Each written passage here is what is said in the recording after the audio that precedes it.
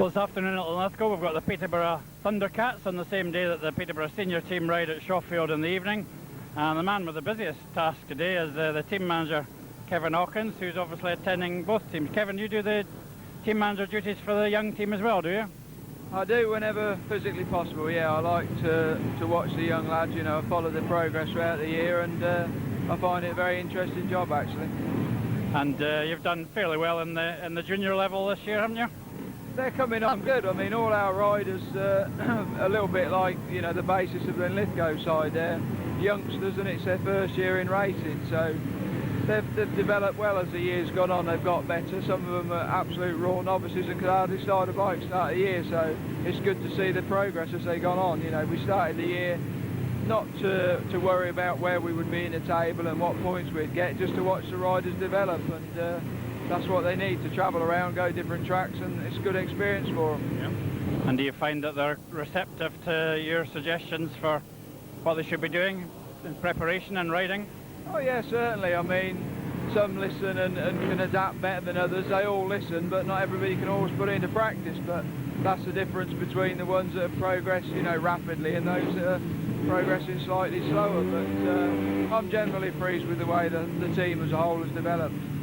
I think young Paul Lee is the man that's most caught the eye in the Peterborough side this year. How do you think he'll cope with a tight little track like Linlithgow?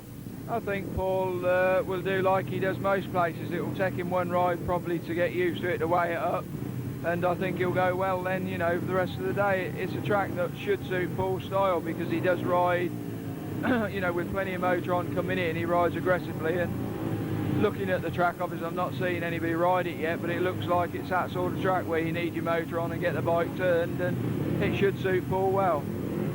And you don't find it too taxing having 2 matches in a day? No, the matches are not the taxing. The 6-hour drive probably is, but no, if you're coming up for one, you might as well get 2 in, so I'm quite, you know, looking forward to it. I think a chance of a double victory for Peterborough here and tonight? Realistically, I don't think so, no. I don't think the boys are quite up to Linlithgow standard as yet, because obviously it's going to take them at least a ride to get used to it, and like I say, we haven't built a team to win the league. We could have got more experienced riders in from the word go. We've got riders on our books, but we'd rather loan them out. You know, we want to see riders progress. The result's not that important, as long as they, you know, if they go away at the end of the day riding this track better than they did in the first race, that's all that I ask of them. Yeah. Okay, Kevin, well, hope you have a good day, and not too tiring a drive home. Thanks very much. Okay, thanks a lot. Man, we're talking to Kevin Hawkins about very interesting young talent of Paul Lee. Paul, welcome to Linlithgow. Is it a track that you think you'll do well on? Have you had a look round? Yeah, I like the smaller tracks and it looks okay, so just hopefully just do my best and try and score some points. Yeah. You've scored points most of the places you've gone this year. You've also had a lot of publicity. Have you found it easy to cope with or not? Yeah, I've been scoring points at quite a few tracks like, and I've been enjoying it. And the publicity is good, and just try not to get big-headed and just take it as it comes. You don't feel too much pressure from it? Not a lot of pressure, but a little bit of pressure. But you got to handle these things. Yeah, that's right. When do you reach 16? March 21st. So have you any thoughts of moving to a higher league next year, or do you want some more learning experience? I've had a couple of clubs wanting to sign me, but I'll just wait till my birthday to see what comes up, see what the lead strategy is, and to see what comes up. You think it'll be Peterborough you'll be with? I don't know. I'll have to make that decision on my birthday when I'm 16, so... We've had a young chap up here riding a few times, David Howe. I take it you know David quite well? Yeah, I know David quite well. He's a good little rider, and hopefully all the best. Do you think this year's been a good learning experience for you? You've met all sorts of different tracks, haven't you? Oh yeah, it's always a good learning experience when you go away to tracks like this and everywhere around the country, so just take it as experience. And do you get a chance to get any tips from the senior Peterborough riders? Yeah, they help you a lot. It's good up Peterborough, they all help, and all the senior riders pass the advice down to you, so that's good as well. Okay, Paul, I think this is going to be an interesting day for you today, an interesting track and some good opposition, so we wish you well and look forward to watching you in the years ahead. Alright, thanks a lot, cheers. Thank you. Brian Turner, Paul Clues, David Stokes and Jason Newitt for this opener, and Brian Turner's made a smooth start from the inside. Paul Clues been scoring very well this year, but he's been taken there by David Stokes on the back straight. Paul just going too wide round the first turn, and I think Kevin Hawkins was correct when he said that they'll take them a ride each. Paul Clues has come back, and David Stokes has swung back inside him again. Just not quite there though. Good experience for young David Stokes, who's been given a run at number 1 today in the Linlithgow team. Peter Scully has dropped down to reserve for the day. He'll be there if required.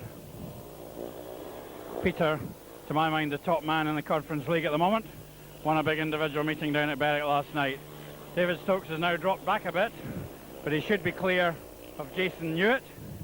Track seems to be riding very nicely. Paul Clues has actually learnt during that race and eventually turned in a good opening ride. But it's a 4-2 to the Linlithgow and a valuable point there by David Stokes.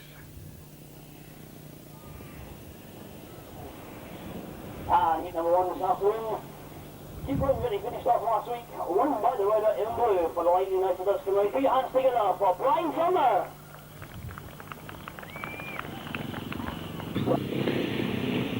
Key number 2, the highly rated Paul Lee, goes from gate 1 here. Blair Scott is in gate 2. Freddie Stevenson rides from gate 3, and Neil Hewitt on gate 4.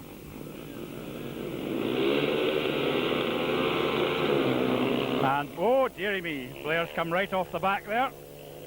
That wasn't too clever, and Paul Lee's gone to the front. He wasn't as quickly away as Blair, but that's because Blair was going upwards as well as forwards. And Freddie Stevenson's ahead of Neil Hewitt for second. And Linlithgow may be calling on Peter Scully shortly. Neil Hewitt not making a great deal of his attempts to pass Freddie Stevenson there, nearly ran into him.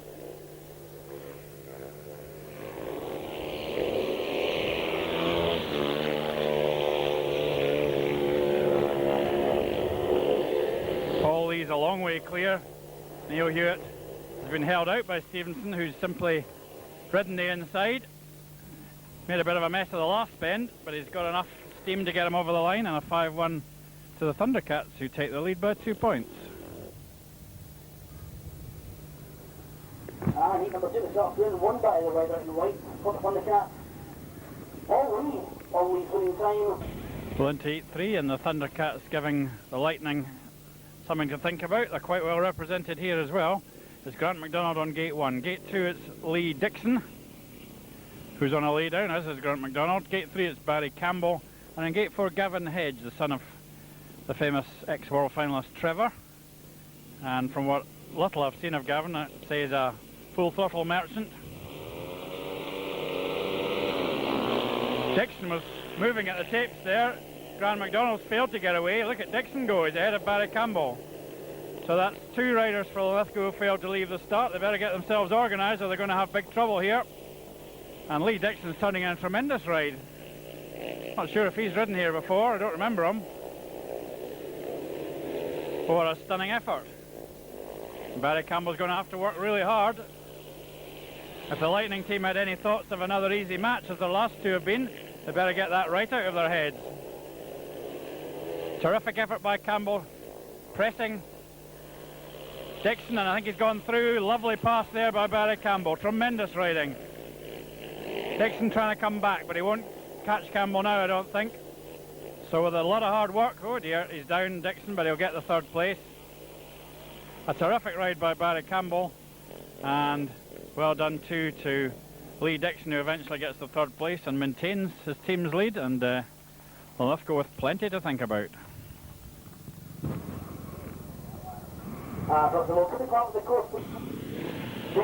Well, no Blair Scott for heat number 4, and Peter Scully joins the action. Blair, we assume, must have taken a knock when he reared over the back in his opening ride. So we've got Freddie Stevenson going from gate 1. He got a paid win in his first ride. Peter Scully's on gate 2. Jason Newitt is in gate 3. And the key man in this race has to be David Stokes. This is a race that Linlithgow would hope to get an advantage from, but they may not. Peter Scully's away. What can David Stokes do? He's a fair bit back after the first corner. Jason Newitt in a bit of bother there, and David Stokes has an excellent chance. but he refused to take it there. There was a gap a mile wide. He's having another go. And David's going to have to be a bit bolder when he's presented with these chances. You got to go for it. He's on to Jason Newitt's tail now.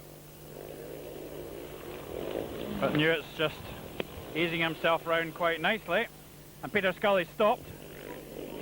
He's just about keeping going. He's a long way ahead and he'll get the 3 points, but there was a bang and he slowed. He's eventually taken the 3. But the other Peterborough riders have held on, and that was a disappointing ride by David Stokes because he had plenty of chance to come through and he was not aggressive enough. So the Thundercats retain their lead. Heat 5, a big one here. Barry Campbell off his machine there, but it's all right. And it's a strong pairing for Linlithgow of Brian Turner and Barry Campbell, and Paul Lee's turning out for the Thundercats, who must be very encouraged by the way they've gone so far. The other man in the race is Gavin Hedge, going from gate 2. And the Lightning know they've got a fight on their hands. Dodgy machinery, falls, it's going to be very expensive. We've seen quite a bit of it so far from the home side.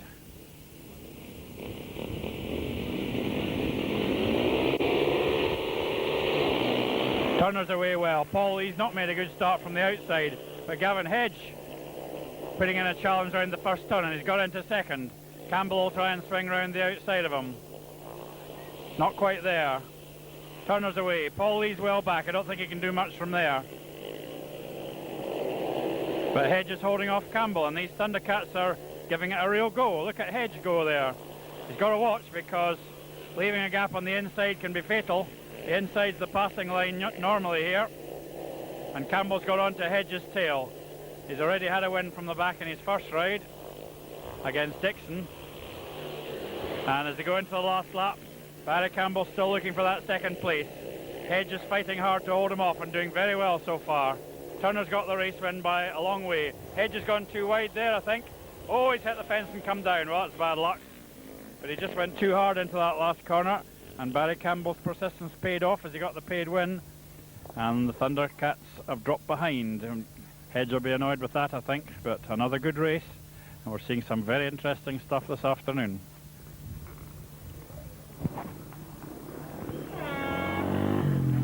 And number 5 there, one by the rider in red for the Lightning, Brian Turner.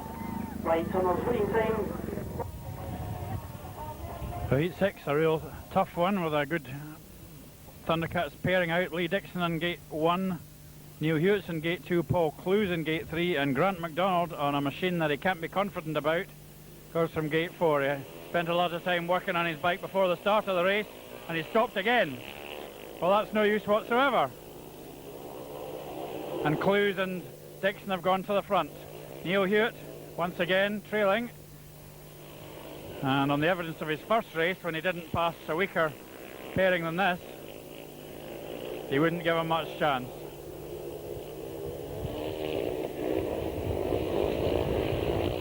Well, the Blair Scott perhaps out of the meeting, and Grant MacDonald having these bike problems. Peter Scully's going to have to take his quota of rides, and even then it's going to be mighty tough. Oh my goodness, Paul Clues has fallen off. Well, that'll be disappointing for his side. And Neil Hewitt, encouraged by one gift point, is going after a real point here and giving Dixon quite a chase. He'll not get there, I don't think. But a better ride by Neil, and the score's levelled up. Paul Clues has fallen again, in actual fact, racing far too hard into that third turn.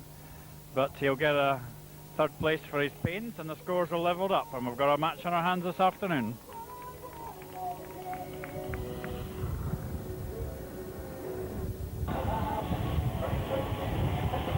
Key number 7, Barry Campbell's on gate 1 here. Gavin Hedge in gate 2. Peter Scully has replaced David Stokes in gate 3, and Jason Newitt rides from gate 4. And Hedge has made a good start. Campbell just ahead of him round the first turn, and Scully looking for a passing line up the inside. And he's through. Scully's form tremendous at the moment. He's having to work for it, but he'll get through, I think. Scully's biggest worry is probably his bike. He definitely had a problem in his previous race. But this match has been deemed a little too hot for David Stokes at the moment. So reserve Scully's come in, but Linlithgow have got other holes to plug, with Blair Scott and Grant MacDonald having distinctly dodgy days. No problems now, you would think, for the Lightning. Into the last lap, Barry Campbell and the now super smooth Peter Scully, the new Peter Scully. Not like the old one who would have clattered the fence at any given moment. Big 5-1 there to the home side, and that will steady the nerves in the home camp a wee bit perhaps.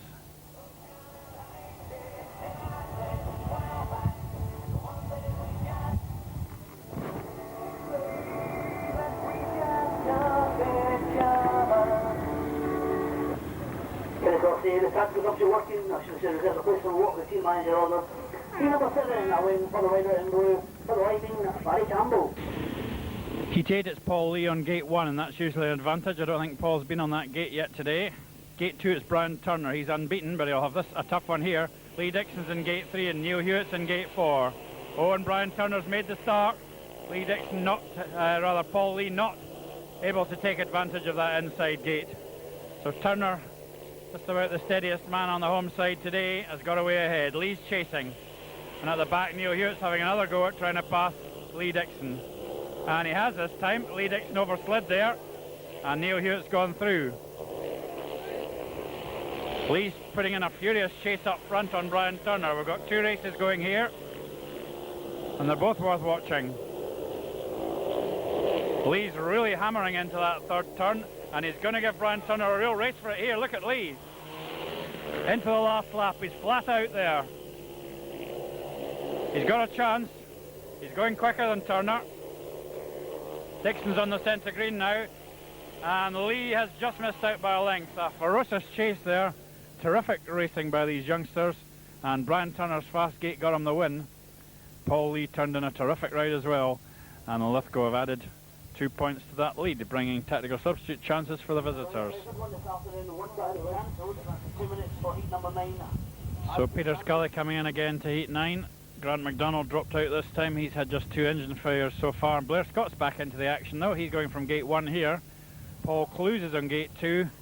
Peter Scully in gate 3, and Freddie Stevenson, who's got paid 5, is on gate 4. But the Thundercats could have made a tactical substitute change here, and perhaps should have. Although you couldn't fault Stevenson scoring. It's a tough race for him. Blair Scott's made the start, and Scully going round Clues here, I think. Although Blair's slightly holding up the traffic there and bouncing around that 3rd and 4th corner, and he's down, and Blair's right out of confidence at the moment. He made a complete mess of that one, so Clues has now gone to the front. Scully comes racing round him there. Clues coming across to try and block him, but Scully is just about unstoppable at this level. Blair Scott's bike finished standing up on the centre green, and Blair's gone into the pits, no doubt rather disgusted with himself, and his confidence seems to be at the lowest ebb of his young career. But Scully, on the other hand, is absolutely chock full of confidence and can do no wrong. So in spite of all sorts of wayward traffic in front of him, he's taken the victory there. But the Thundercats share it when they might perhaps not have expected to, and they're still in a position to use tactical substitutes. 10, and surprisingly no tactical substitute here from Peterborough. I think they're making a mistake there. All for giving the kids a chance, but they could win this match. And Linlithgow have used Peter Scully.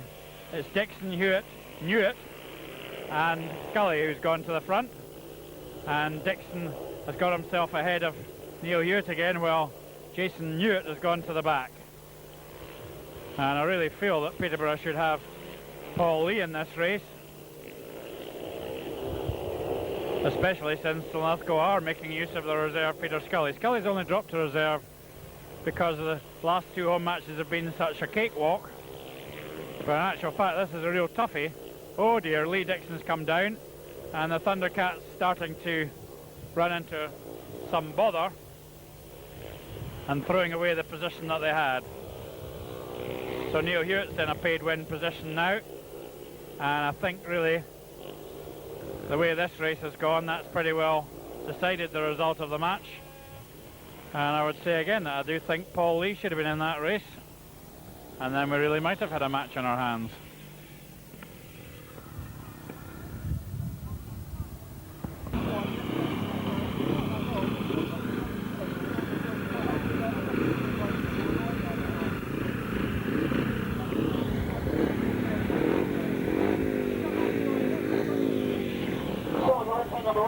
Well, it's 8:11, and once again no changes by Peterborough, who are obviously going to go through the programme with the programmed riders. We've got Gavin Hedge going from the inside gate here, Brian Turner's in gate 2, Freddie Stevenson gate 3, and Grant MacDonald switched to Barry Campbell's machine. He's coming from gate 4, but he hasn't made a good start. Turner's gone ahead. Hedge and Stevenson are into second and third, and Grant MacDonald doesn't look all that happy on Barry's machine.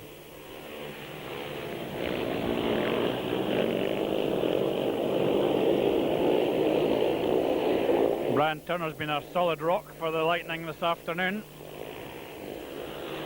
This will be his 4th victory if he hangs on, and he isn't under any pressure at the moment. Gavin Hedge riding nicely in 2nd place. I'm very impressed with him. And Freddie Stevenson's plugged away well. He's got a lap to go to take his score up to, I think, something like paid 9.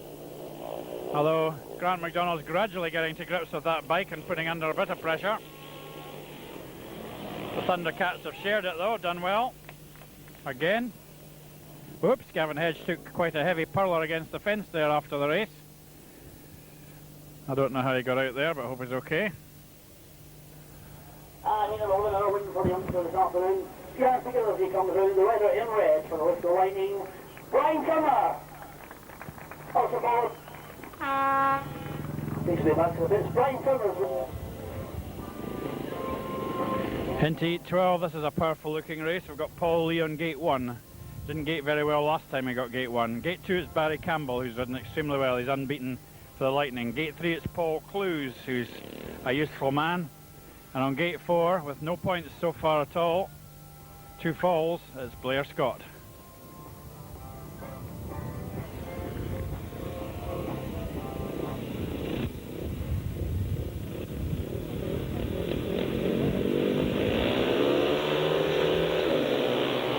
And Lee's well away this time. Campbell on his outside, but he'll have to catch him here. Paul Lee leads. Campbell racing into that 3rd turn. He hasn't got the speed to catch Lee there though. Lee's screaming away. Clues is in 3rd. The match points are already decided. Linlithgow have got them. But the Thundercats are making a go of it to the end. Paul Lee looking tremendous now. The track's much slicker than it was earlier on. And Lee looks really superb there. He's leaving Barry now.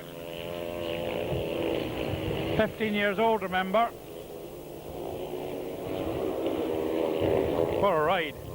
Thrilling stuff. That's modern speedway for you. Fast, locking up. Terrific stuff.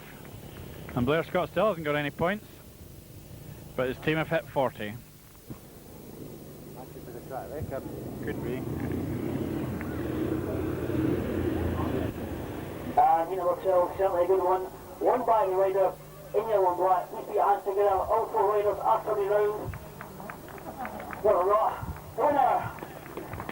And number 12 for the Thundercats. The Peterborough Thundercats have given us a good afternoon. They could have made it even hotter for the home side with a tactical substitute or 2. I think Linlithgow would still have scraped home, but we've seen a very enjoyable fixture, which makes a change from the last couple of walkovers. And we've still got this last heat to watch, in which we see Paul Lee coming into gate 1, having already broken Barry Campbell's unbeaten run. He's got a chance here against Brian Turner, who's going from gate 2. He's unbeaten as well, and he'll need to make the jump on young Lee to have a chance. Oh dear, Lee touched the tapes there, I'm afraid. Well, it would be nice if the referee would let them all go, because we want to see the race, but I don't suppose he will. I'm afraid it was Paul Lee, and we'll wait the referee's decision. That's the rider in yellow and black.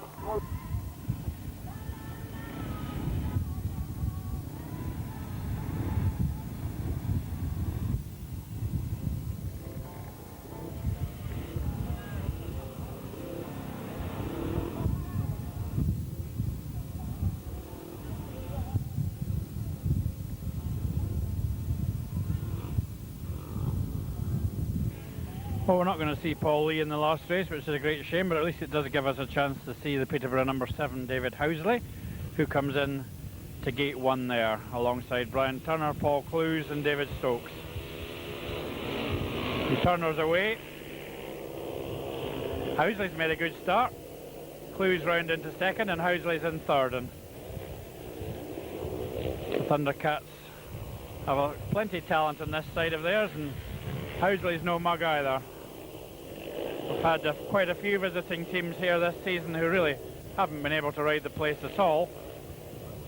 Oh dear, yes, Housley locked up there. He's gone on the centre green and David Stokes had to lock up, had to lay down rather. I'd like to think he's going to get off the track in time. The race has actually stopped. Well, that was rather unfortunate, and it's the kind of situation which is extremely difficult for the referee to... He's excluded Housley. But we saw enough to see that David Housley can ride a bike as well.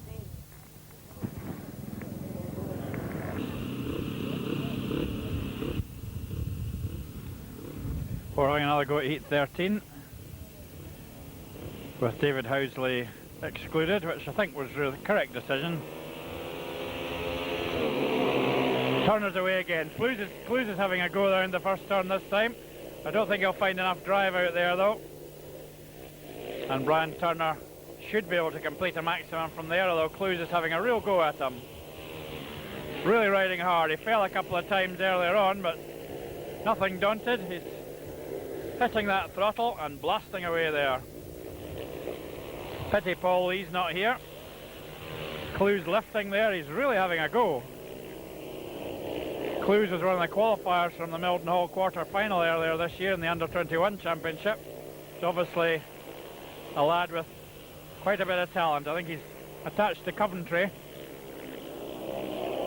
And he's ridden 4 hard laps here, but Brian Turner's not made any mistakes. So Brian completes the 15, but he really had to ride hard under pressure from Paul Clues. Great stuff there. It's really nice to see these youngsters hammering around here. And that was a smashing effort there by Clues, as well as the maximum man himself, Brian Turner. So we finished the afternoon with on paper, a reasonably comfortable win for the home side, but we know it was tough, and it could have been even tougher with tactical substitutes. Well done to Brian Turner, one of the main reasons why Linlithgow held on to their unbeaten home record. And we're watching Brian Turner and Peter Scully have arrived for the parade, Blair Scott, and Linlithgow will be breathing a bit of a sigh of relief. They were used to comfortable home victories, and it was nothing like that today. The Peterborough Thundercats, the Peterborough Planet Thundercats, gave us a smashing match, and from 1 to 7 I think they're a very worthwhile outfit. Full marks to them. They lost 44-34, but put up a very good show. On the Linlithgow side, we had David Stokes on 2 from 3, Brian Turner got 15 from 5, Blair Scott got 0 from 3, a bit of a shocker for Blair.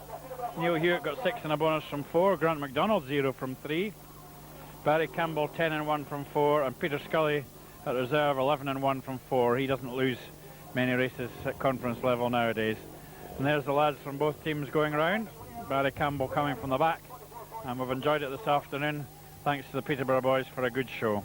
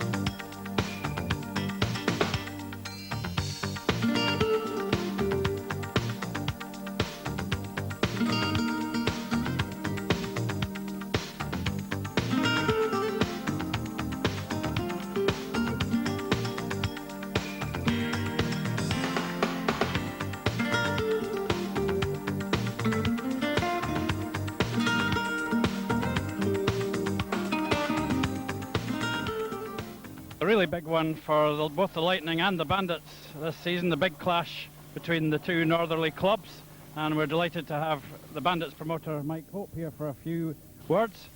Mike, this is really quite an occasion today. Should be a very good match. Yeah, we are taking this as the first of the season because the other one was just a friendly, but it'll be hard. I mean, our lads are geared up for this one, but a little bit problems with one of the bikes, but hopefully all will be okay, and we just hope it's a good meeting. Now, you've won the league in its various names the last 2 seasons. It's not so easy perhaps this year because you've had such a stuttering start to the season. Yeah, I mean, we're trying to get our track ready there, and it's going to take at least another 3 or 4 weeks before we get started at Berwick. But we'll always do most of our away fixtures first. We've only got 6 to do. So we'll get them done first, and then hopefully a little bit later on in the end of July there, maybe the beginning of August, we'll get started there at Berwick. You actually got your away fixtures arranged now? We've got 3 arranged now, but the other ones will just follow suit, and we'll just take them as they come. And what's the current state at Shielfield? Have you made some progress there? Yeah, the track's about half finished now. We've got Shield to come on this next week. So should get the Shield on next week, the fence to go up, all the lights, and the pits area to finish off. I think another 4 weeks should just about finish it. Were you a spectator in the old Shielfield days? I only ever went once. I'm very sad to have to tell you, but I've only been involved about 4 years rather, with Berwick Bandits. So I'm not one of the old hands, as you might say, but from what I've seen so far, the stadium at Berwick, it's going to be very exciting. Yeah, having had such a very difficult year so far this year, you're not losing your enthusiasm at all. Can you repeat that, Mike? You're not losing your enthusiasm at all with all the problems that you've had? Oh, not at all. Far from that. If you come and see the track we've got at Berwick there and what we're trying to do with it, it's going to be absolutely spectacular. It's big wides, plenty room for passing, big long straights. It'll be really fast, and hopefully a little bit crowd participation, and it'll be all go in about a month's time. Are you getting good support from within Berwick? Plenty of enthusiasm and 1 or 2 sponsors maybe? Yeah, well, Jimmy Curl, who was one of the directors, went out last week there, and he actually took £3,000 worth of advertising for the programme. So that can't be a bad start. That's double what we had last year. Well, it's great to have the Bandits back. I certainly think everybody will be delighted with that. Back in Berwick as well is a good thing. Do you think for the future Berwick will be looking to perhaps move to a higher standard of speedway? Well, definitely, most definitely. If the National League comes off next year, we want to be in that. Well, we'll all find out about that in due course. This afternoon's match could be quite a tricky one. Linlithgow have got really a much better side than they've had before. A lot of young, enthusiastic riders. I think it's going to be nip and tuck all the way, and that's what the crowd here want, and that's what we want. A nice, close meeting with as much passing as possible we can get. A good, exciting meeting. That's what we want. We'll not be too saddened if we get beat today. Okay, Mike. Thanks very much. Let's hope it's a good one, and very best of luck for the future for Berwick Bandits. Right, thanks very much, Mike. It'll be tougher for the Lightning here. Peter Scully, we don't know where he is. He's been replaced by reserve David Stokes, and with the Bandits winning the toss, it's the experienced pair of Darren Pearson and William Beveridge with the gate advantage. Pearson on the inside, Brian Turner's in gate 2, and David Stokes out in gate 4. And Pearson's away, and Beveridge a decent start as well. Brian Turner on the inside there is looking threatening, and he's gone ahead of Pearson down the back straight. That's a big move by Brian. Pearson's coming back round the outside again, but he's gone too wide. Not sure how much riding Darren's done this season, but he's still looking very powerful and fast, and he's threatening again down the back straight. Turner still leads. Now he's gone wide, and Pearson's coming inside him. Good opening. Turner gets it straightened up, and he's still got Pearson on his tail. William Beveridge has fallen, and David Stokes has gone through into third. So this could be a tremendous start for the Lightning if Turner can hang on. He's swinging about there. One bend to go. And Brian Turner's done a super job for a win from the back in the opening race. Now David Stokes has to complete the last corner to take the point, and he has. But what a start that is for the home team against the powerful opening Bandits pair.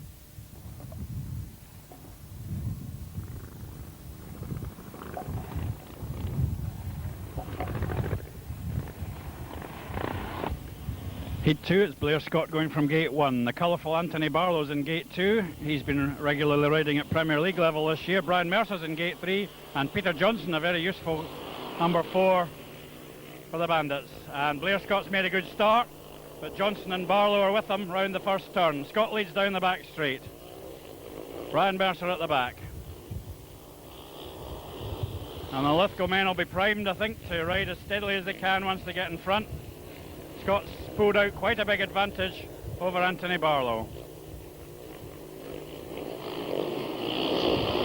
And, oh blimey, Peter Johnson slid off at the back. That one may have to be stopped, I think, because Johnson's a long way from his bike. So Blair Scott will be annoyed about that, but on the other hand, it should mean a point for Brian Mercer.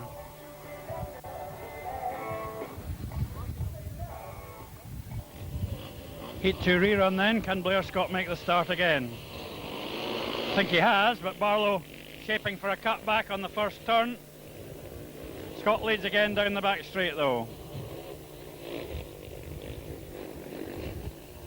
I think you can visibly see Blair trying to ride as steady as he can, not trying anything dramatic. The inside gate's always an advantage here, but Anthony Barlow's such a fast gaiter that Blair did well really to get to the first turn, and now he's just looking to make no mistakes. If Peter Scully isn't going to turn up at all, then the Lightning have a gap to fill there.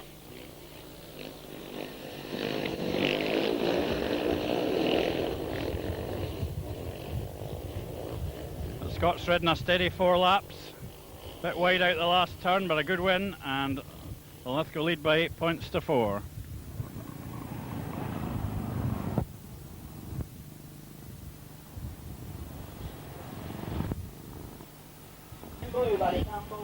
Lead 3, the man on the inside is the very interesting newcomer for the Bandits, Richard Empson, who did so well here in the Under-21 Championship qualifier. Grant MacDonald goes from gate 2 for the Lightning. Gate 3 it's David McCallan and Barry Campbell out on gate 4. Oh, and Grant MacDonald made a terrible start there, lifting, and it's Empson and Campbell who've gone to the first turn. And Empson just ahead, but Campbell I think's easing in front of him. David McCallan's gone through inside Grant MacDonald there rather boldly, as Barry Campbell's gone to the front, and the Lightning will be looking to Grant MacDonald to come back. That was an interesting move by McCallan, one of the best, most forceful bits of riding I've seen from him, and Grant MacDonald trailing badly at the moment.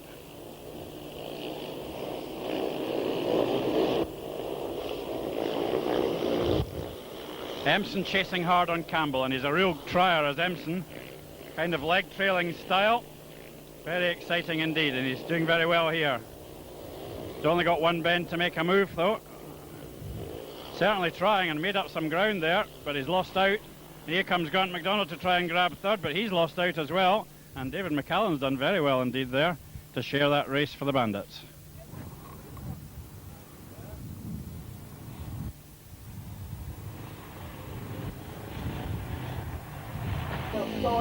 Heat 4, Brian Turner on gate 1 here, William Beveridge gate 2, Blair Scott's out in gate 3, and Peter Johnson rides from gate 4.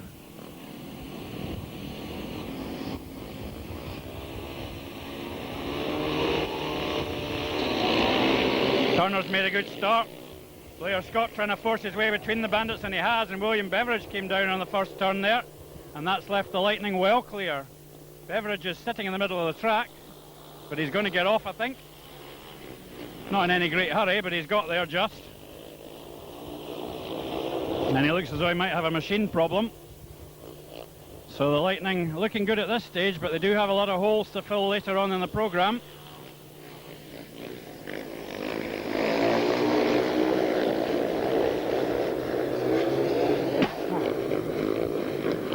The commentator has hay fever, so that was the reason for that long silence there. Now that I've sneezed, I can say that the Lightning are still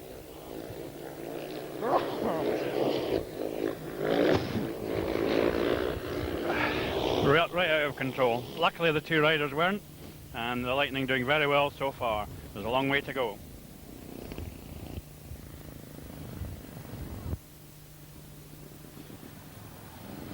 Heat 5, Anthony Barlow, Barry Campbell, Richard Empson and David Stokes replacing Peter Scully, who is here now but couldn't get his bike started, so Peter Scully continues to be completely unprofessional. Anthony Barlow leads the way, and Richard Empson charging up the inside of Barry Campbell there. Oh, Barry left too much of a gap, and Empson's fought his way through. So the picture's changing here. The track's gone very dusty now, and Empson's showing his worth there. He's not ridden much speedway, getting himself out of control there. The Bandits will be looking for a steadier ride than that. He's got bags of speed, but tending to overdo things a bit. And no real need for it. He's away again here, hanging on. Tend to feel it'll be a miracle if he gets to the end of this race in second place. Barry Campbell's driven past him there, and Empson's just too extravagant. So Campbell did quite well to get second. Barlow becomes the first race winner for the Bandits, and they knocked 2 off the lead, but it might have been 4 if Empson had ridden a steadier race.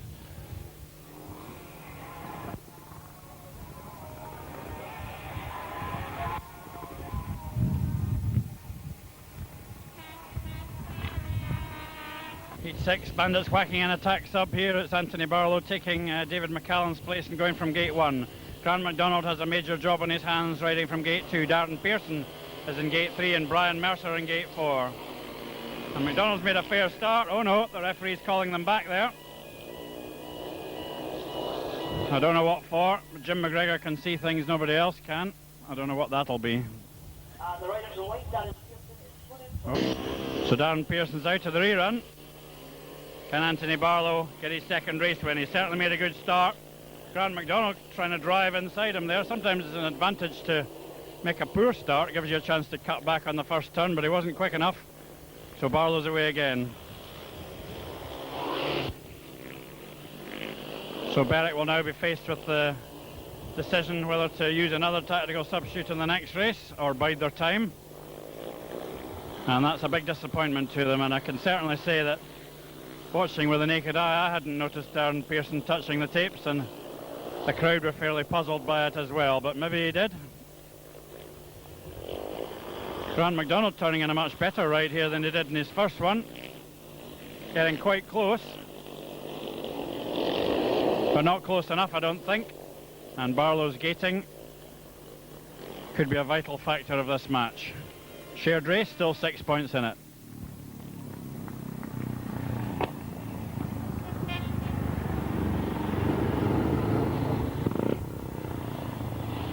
Bandits team manager Mike Hope throws in Darren Pearson here to replace Richard Empson.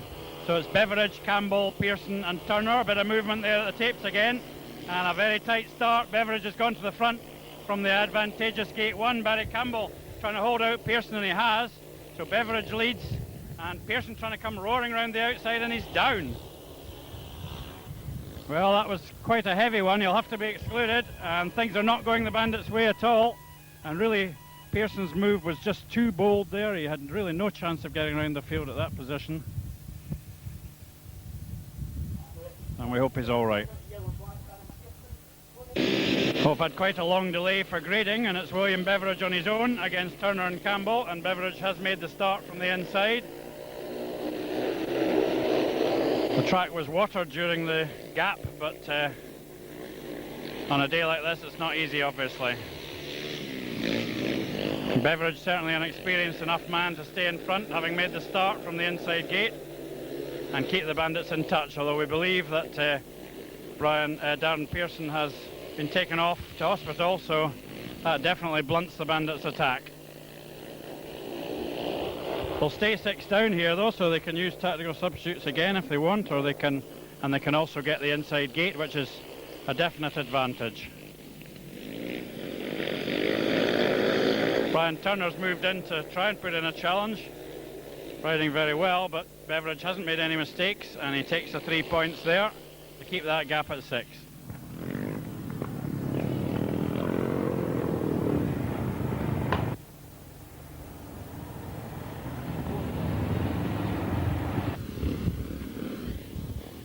Into Heat 8, and Berwick keep piling in these tack subs. It's Richard Empson this time. From the inside it's Barlow, Mercer, Empson and Scully, who's finally got his machine going. He got quite well lined up there to try and come round Anthony Barlow, but he didn't make it. And Richard Empson's eased his way past Brian Mercer. Now the question is, can Empson catch Scully? They're both rather outside riders. And I think Linlithgow will not be greatly overjoyed, not be greatly disappointed, I mean, if they only lose this 4-2. Well, Scully's certainly putting the pressure on Barlow up front, and that's the right tactics, but a second place would probably be satisfactory for the Lightning.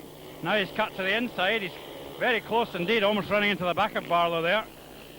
Barlow's never been the fastest of riders, but he is a good gaiter.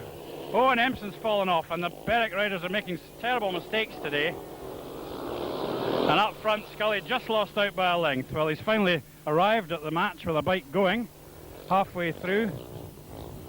But the Bandits are still 6 down, so they'll be able to use attack sub in the next race.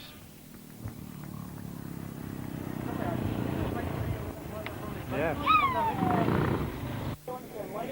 Heat 9, the 4th tactical substitute in a row is Will Beveridge going from gate 1, Blair Scott's on gate 2, Peter Johnson on gate 3, and Grant MacDonald out on gate 4. And Blair Scott bided his time very cleverly there, and also Grant MacDonald got through into 3rd.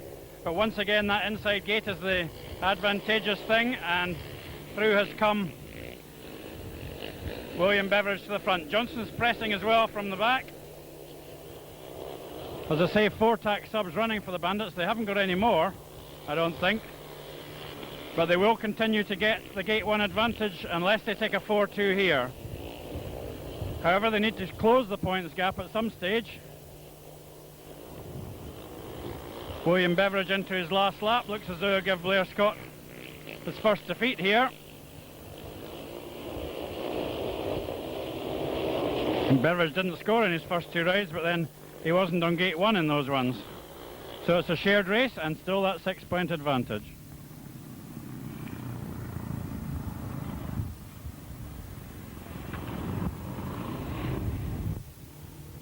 Heat 10, William Beveridge yet again, and the inside gate yet again for William. Gate 2, Brian Turner. Gate 3, David McCallan having his second ride, and Brian Mercer's on gate 4 on a bike I've never seen before. Certainly not Brian's normal one. He's managed to get into 3rd though. Can he hang on ahead of David McCallan? Once again, William Beveridge from the inside gate. Knows he only has to ride steadily to take a victory. Brian Turner might put more pressure on than 1 or 2 of the others have managed. Brian's such a good inside man here at Linlithgow.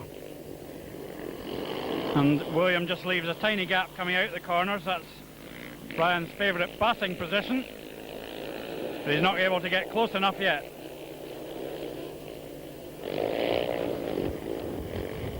Into the last lap. Turner, I'm sure, still got designs on that victory. And he's not far away there. And Beveridge just made a mistake. And here comes Turner, very close to the last corner. Turner on the inside, Beveridge on the outside. Who's going to get there? Turner's done it. That could be the key point. Terrific victory for Brian Turner there. Great last corner. Both riders trying to hang on to their line, and Brian Turner came through.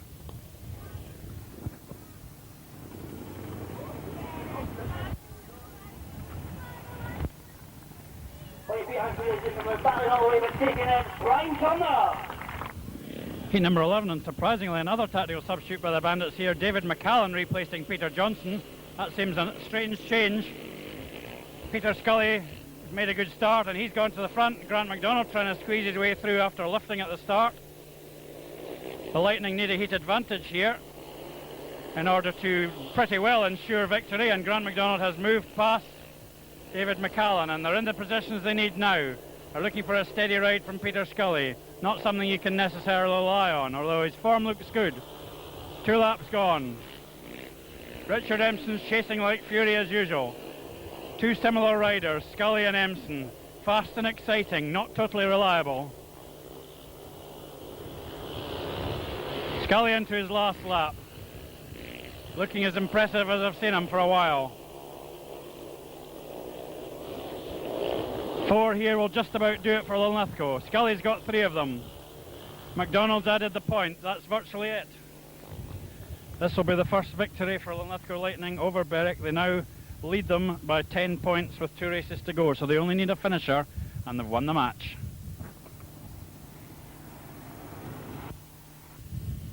Into Heat 12, Anthony Barlow's on gate 1, Blair Scott gate 2, Peter Johnson gate 3, and Barry Campbell in gate 4. Oh, and Blair Scott might have got the drop on Barlow there. Who's going to get round this first turn? Barlow has forced his way off the inside line. That's the advantage of that inside. It's a very strong advantage here. Blair almost got the drop on him, but I don't think he'll catch him now.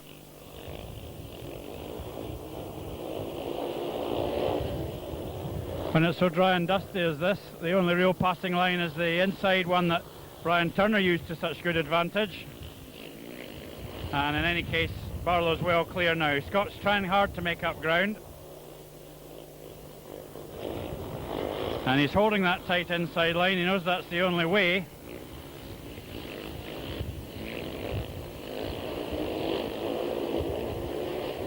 So Barlow's going to take another 3 points, but the Lightning stretch their score now to 41, which obviously is more than enough to ensure victory, and they'll be absolutely thrilled with that.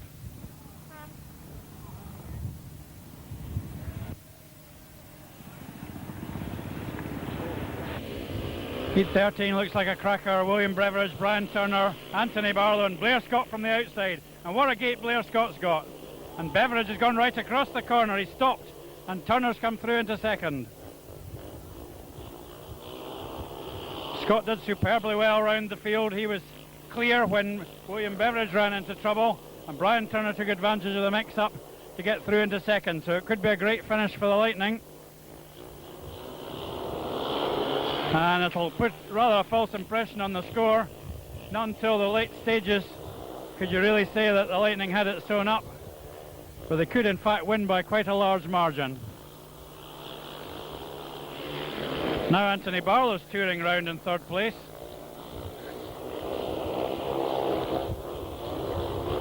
And the two Lightning men racing home to pick up the 5-1 and complete a 46-32 win, which is a cracking performance by the home riders, even allowing for a few problems in the Bandits camp. They're such a strong team. They're the champions for the last 2 years, but the Lightning have given them quite a heavy defeat here with a very well controlled and skillful performance.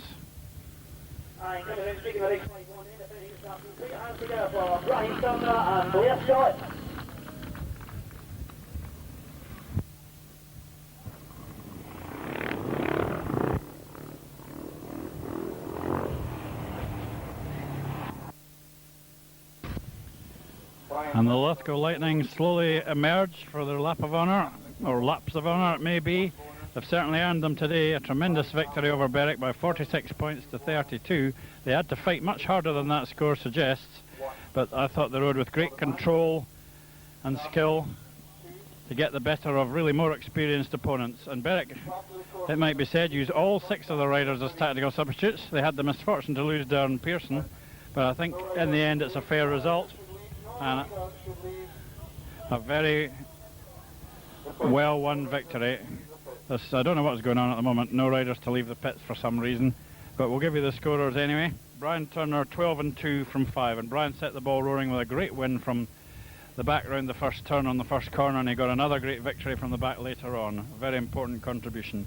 Peter Scully rolled up halfway through the match and got 5 from 2 rides, and actually I thought looked very good in these 2 rides. Blair Scott got 13 from 5, an exceptionally good performance as well. Brian Mercer got 4 and 2 from 4. Grant MacDonald 4 and 1 from 4. Barry Campbell 7 and 2 from 4, and David Stokes got a good point in one of his races and scored 1 from 2. Perhaps the riders have been told they have to wear helmets. Well, we do have all sorts of ridiculous health and safety rules these days. Quite boring, but we have to have them, so there we are, or we'll get into trouble. On the Berwick side, Darren Pearson got 2 from 3 and really went to hospital, so we hope he's okay, but his loss obviously an important factor.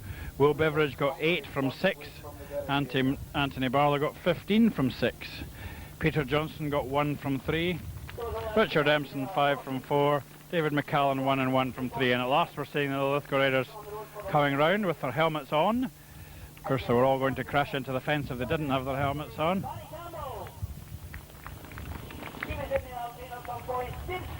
And they're earning the warm applause that the crowd have given them. 46-32 they've won today, and they can go on from strength to strength here. They've had 2 tremendous away victories as well, and the talented young riders that they have really paying off for them. And congratulations to all of them for a very good display.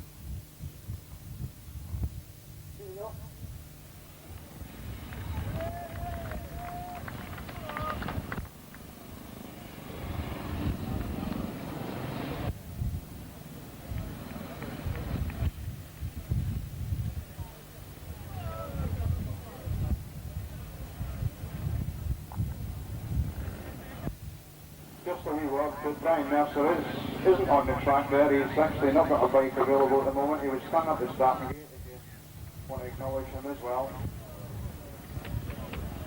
Too old, but doesn't want to come out, that's still with Mr. Mercer. Then we'll speak to a couple of chats. First of all, welcome to the bed, Brian.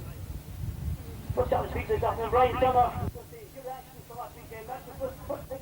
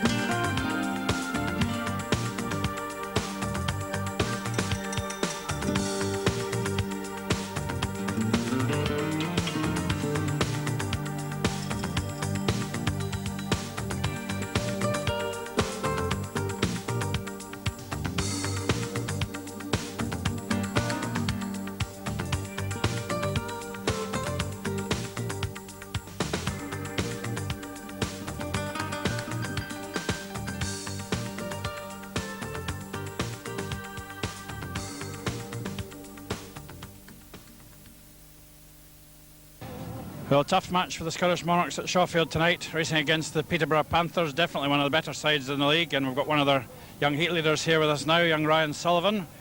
Ryan, is this a track that you've done well on before?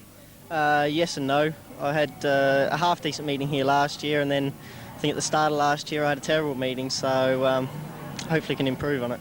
But it's been a pretty good season for you, although you haven't won any of the championships, but you've made good progress, I would say, have you not? Yeah, you know, I've had a couple of injuries and a few setbacks, and I'm still trying to get bikes prepared and a lot of things organised, and you know, I'm just lacking a few things, a bit of experience, but I'll get there. It is early days for talking about world class, but you still have a chance of getting into the Grand Prix next year, don't you? You're in the Grand Prix Challenge? Yeah, that's right. I'm in the Grand Prix Challenge in a couple of weeks, so I'm looking forward to that, and I'm trying to get organised for it now. Believe it or not, I've been watching you in Poland because of Polish satellite coverage. I would say you've done extremely well over there, is that right? Yeah, I actually, I wasn't quite ready for that, but, you know, I've done extremely well racing-wise in it, but just bike-wise, and I'm still trying to get set up and organised, and it's a big step to put yourself in another league like that, and, you know, I probably overcommitted a little bit this year, but, you know, I'm feeling the effects now, but just looking forward to the Grand Prix Challenge. And your team have done pretty well this year, very strong heat leaders. Think you can push up to a high league position? Yeah, that's right. I think we're aiming for sort of second place now, so, you know, all going well, I think we can do it. And and the Grand Prix next year would be your target. That would be happy with that for the season? Yeah, that was my aim at the start of the season, to make the Grand Prix. You know, I'm only young, but, you know, I'm going to do my best and see what happens. I had a couple of chances, but through injury and that, I've missed out on a few, and, you know, I've got one left, so I'm putting everything into that. Are you still young enough to be in the World Under-21 next year? No, I've had my last year. Lost track of your age. When you get to my age, you forget what everybody else is. Okay, you think you can win here tonight, maybe? I'll be doing my best, so can't do any more than that. Okay, we'll look forward to watching you. Thanks very much, Ryan. We're into the opening race of what I think is going to be a very tough Premier League match. And we've got Mike Faria going from gate 1 here. Jason Crump, who's just flown back from the last Grand Prix in Denmark. He rides from gate 2. He didn't do terribly well out there, but then that is a bit of a different level. In gate 3 it's Kenny McKenna, captain of the Scottish Monarchs, and in gate 4 one of these guests who pops up from time to time, James Greaves, standing in for the Dane Anders Nielsen, and there's no way that could be considered a weakening of the Peterborough side round here.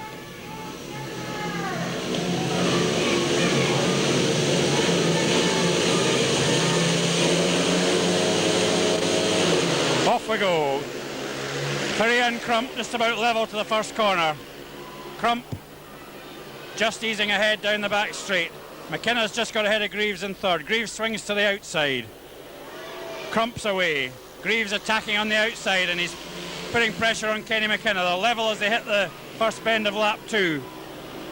And Greaves is right in touch with both the Scottish Monarchs, although he dropped back a bit there down the back straight. McKenna's working very hard, swinging all over the place. Crump's long gone. Some dust coming up. Greaves not looking happy with his motor. He's looking down at it and it's making some fairly rough sounds. And this may be the pattern of this evening's match. Jason Crump, the top man for the Panthers, but they have two other very powerful heat leaders as well. So there's the man who didn't do all that well in the Grand Prix last night, winning the opening race pretty easily. But it's a shared race with James Greaves not looking comfortable at the back.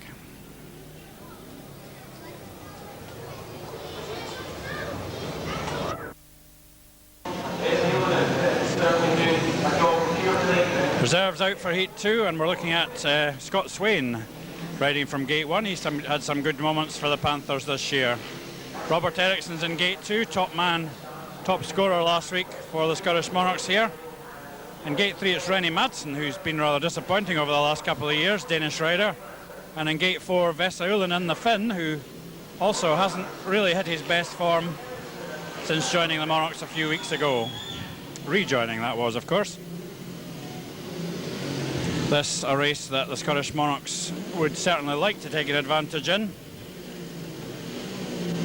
Their action plan has to be to hit the Panthers in the non-heat leader races. Somebody's engine's popping and banging. It'll probably be Ullinen's.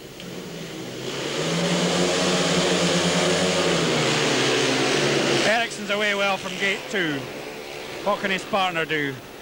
Madsen's taken him wide. So Ericsson leads the way. Ulanen's got into third just ahead of Swain.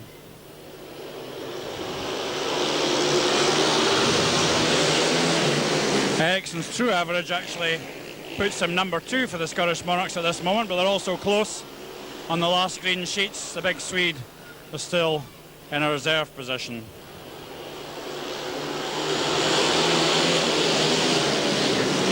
Fairly strung out. I think Peterborough will be reasonably happy to get 2 out of this race.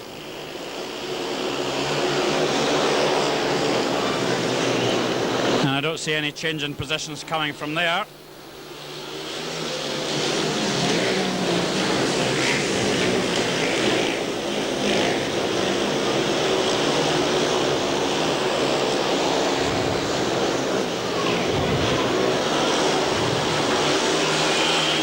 There we go, so the Scottish Monarchs get 2 points ahead. They'll enjoy that while they may.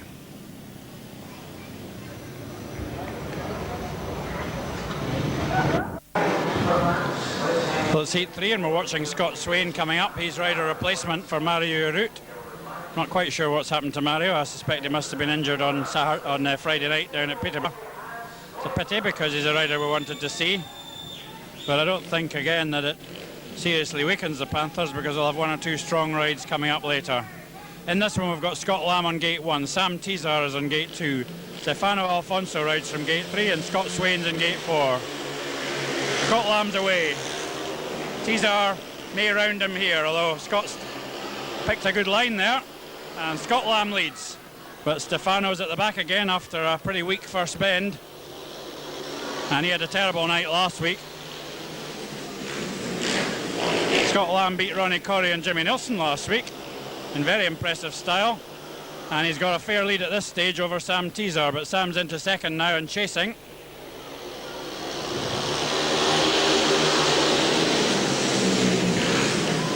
Stefano's coming into a bit closer contact than he managed to get last week.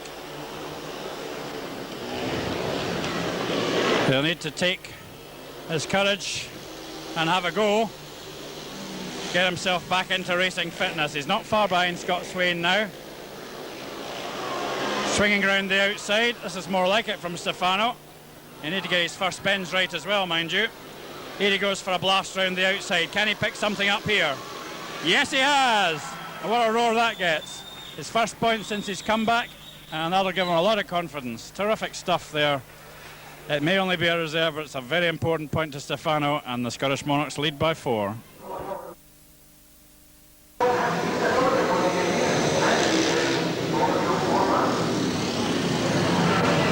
Gate number 4, Vesa Ullanen is the man on inside gate this time. Rennie Madsen's next to him. In gate 3 it'll be Mick Powell, who is on Mike Faria's upright, which I think is a lot quicker than Mick Powell's upright. And in gate 4 we'll be seeing Ryan Sullivan, who I'm sure will be on a quick bike as well.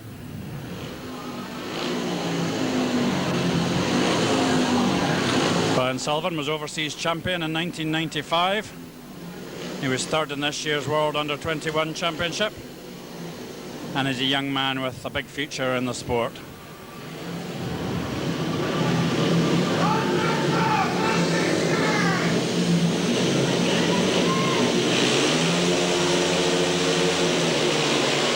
Sullivan's away to a rocket start. Ullanen and Powell have got into second and third, and Vesa just making sure he's second there. Mick Powell going round the duck to get into second place. Try out his speed, see if he can do anything about Sullivan's lead. That would be quite something if he could. He's not far away actually. And Rennie Madsen's having a dabble round the outside on Vesa as well. Vesa definitely lacking speed in recent weeks. Very tight into that corner. Fortunately for him, Madsen was on the wrong line. But Madsen looks threatening at the back there. Definitely does. Vesa swinging out again there. Madsen should learn from that and vary his line and might give him a chance. Mick Powell's still dabbling away at that lead of Ryan Sullivan's. And it's quite an interesting race front and back. I think Sullivan's going to get it okay. And it looks as though Vessa's hung on to third. So there we are, a shared race with no passing but a fair bit of interest in it. And the Scottish Monarchs hang on to that 4-point lead.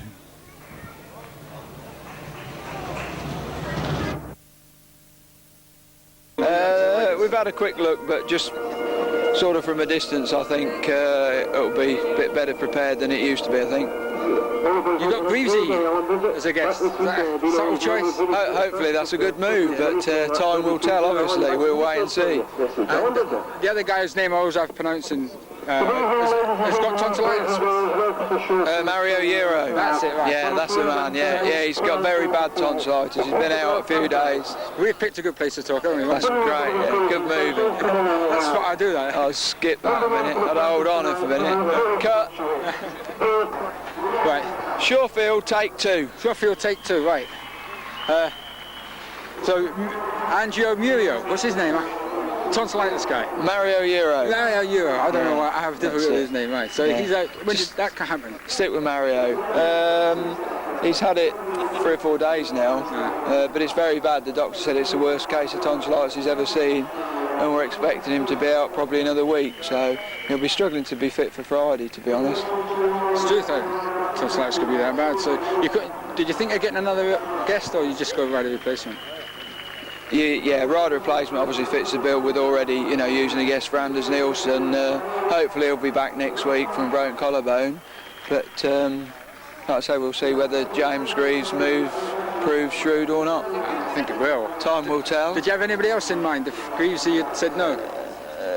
Not really. He was obviously first choice. Looking at the averages, rides that fit the bill, Greavesy was there, and he accepted it. So it's good enough. You think he'll win?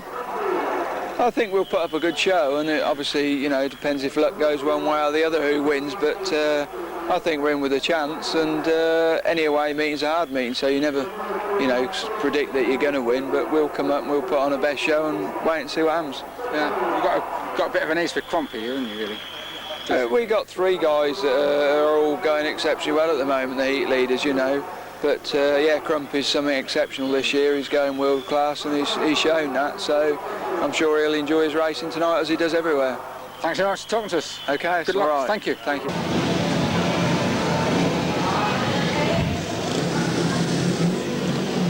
Heat number 5, James Greaves has the inside gate here, and I'm sure James will do a lot better than he did in heat number 1.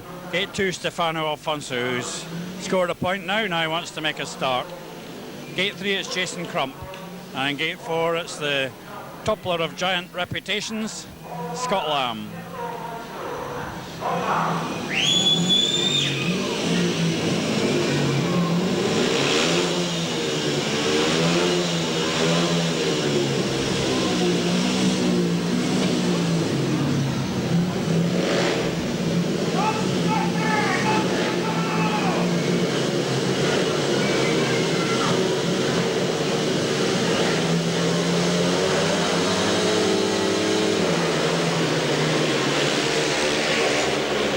Shut off badly again there. Scott Lamb's trying to go around Jason Crump. He is getting bold, but Jason squeezes him out, and Scott will now have to work hard, I think, to hold off James Greaves, who knows his way around here. Stefano hasn't got that first bend right, so he's chasing again, although James once more doesn't look too happy with his bike. He's looking down constantly, but it'll not be so easy for Stefano as it was against Scott Swain. He'll have to vary his line because James will swing out at every corner. Stefano will need to do something reasonably intelligent to get past. That means cutting back up the inside.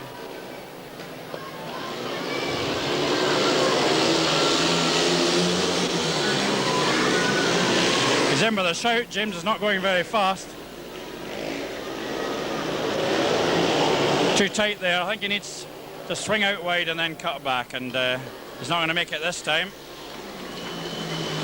Big win for Crump again. I don't think many people will see him tonight, and the Tsubaki Chain Panthers take a 4-2 and knock half the lead away that the Scottish Monarchs had.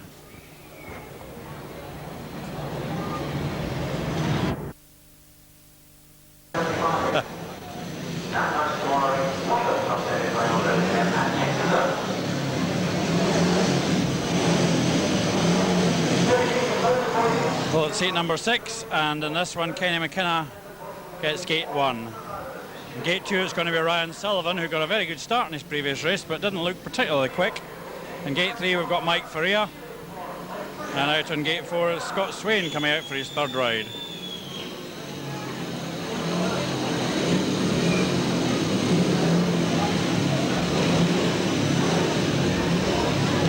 I'm sure it's going to be a tight match, and also one of these matches where Scottish Monarchs won't be relishing going 8 ahead at any stage, because the Panthers could hit them with some pretty solid tack subs. Kenny McKenna's made a good start there. He's got ahead of Sullivan. Sullivan swung right out and he's blasting down the straight, but McKenna's still just about ahead. He was too slow blocking that run of Sullivan's there though. Kenny seemed to be leaving an awful big gap there, probably thinking that perhaps Mike Faria was coming round. Now Kenny's swung out into Mike Faria's path. And I think the Monarchs might have been hoping that this pair could have held off the young Australian. Kenny's blasting for the outside there, and Mike's stuck on the inside where he's not going to get much drive. Sullivan did well to get to the front. What can the Monarchs do here? Look at McKenna this time, putting in a tremendous challenge around the outside. Here he goes again, blasting for the wide open spaces. Sullivan moves over. Faria can't get in on the action. Faria would love to be on that outside line. I think Sullivan's going to do it. Here comes McKenna again. He's not going to do it though. Good effort, but not quite good enough. And really, well, so Kenny did very well there. I think Mike Faria would have relished being on that line and might well have made the overtake, but we'll never know. Still 2 points in it.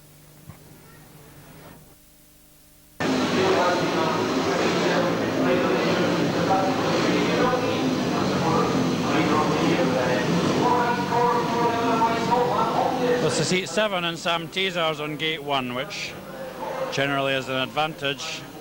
Gate 2 it's Mick Powell.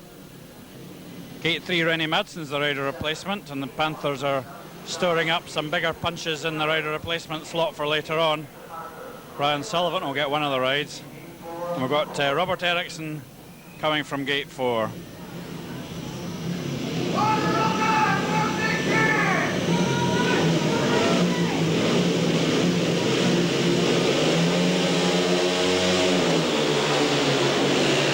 Teaser's away quite well, but Robert Eriksson's gone round him there on the first corner. And Teaser comes back though. Terrific burst there from a position that Teaser didn't seem to be all that well placed. Teaser's coming across the track, but Eriksson's got past him again. The big Swede's really battling. He's got a bit of an odd line there, but he's definitely got ahead of Teaser. Robert scored paid 19 last week. He's swinging very wide, but he's pulling away from Teaser, who doesn't look as impressive as one would expect. Mick Powell's having a dabble as well, although Rennie Madsen also still in the hunt at the back. Mick having a go. And look at Madsen there as well. Madsen's right with them now. And Mick's probably not aware that Madsen's so close. And here comes Mick on his favourite line. My goodness, he's burst through on the inside. Can Teaser come back? He might do. Yes, he has. Tremendous finish and a good second place for Teaser there. Mick Powell, a terrific drive through. A really imaginative move, but he couldn't quite hold it. In the end, a 4-2 in a very exciting race. And Scottish Monarchs lead by 4. Heat number 8, we've got Rennie Madsen on gate 1 here. Robert Eriksson's on gate 2. James Greaves, who I can certainly say has switched machines. Looks a bit like a Crumpy Mobile. Something of that order. James Greaves on gate 3, so we might see James playing a bigger part in this match now. And Kenny McKenna rides from gate 4. Now, not content with having James as a guest, they have to go and give him a bike as well. I always felt he'd play a big part in the match.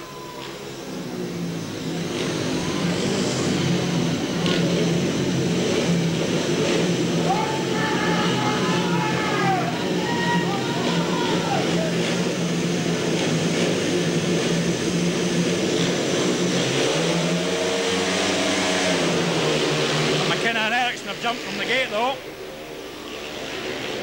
McKenna goes for that outside line. I'm not totally convinced the Monarchs want to get a 5-1 here, although I'm sure they'll go for it.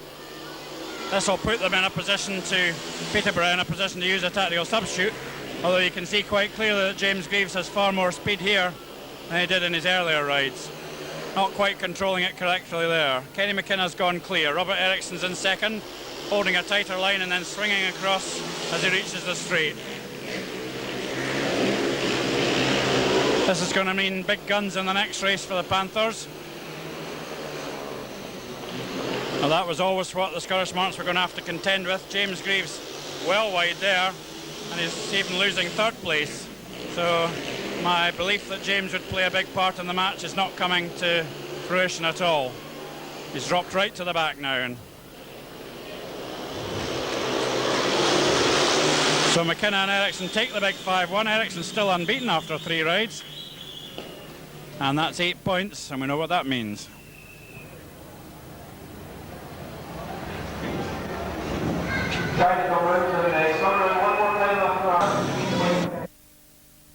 First time here? No, about 5th or 6th.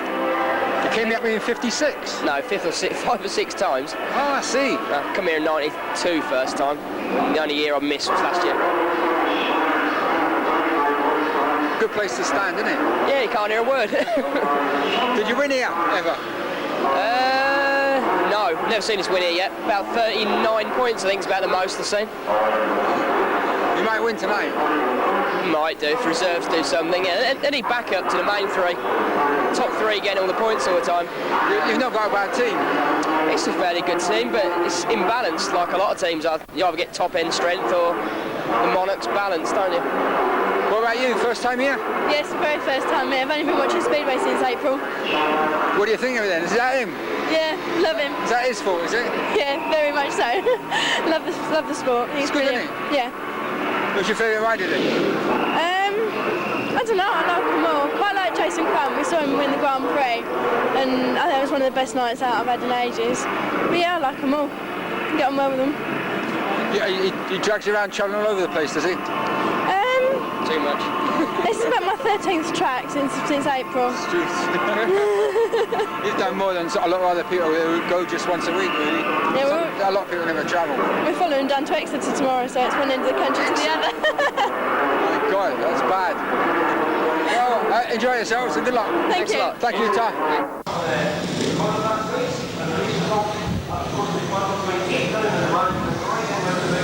Well, as we expected, having got 8 points up, the Scottish Monarchs are hit hard here by a tactical substitution for Jason Crump, teaming up with Ryan Sullivan, and neither of these two have dropped a point so far. Ryan's on gate 1, Scott Lamb's in gate 2, Jason Crump fiercely warming his tyre in gate 3, and Stefano, currently the world's worst gator, he rides from gate 4, and I don't see that he can really do much here.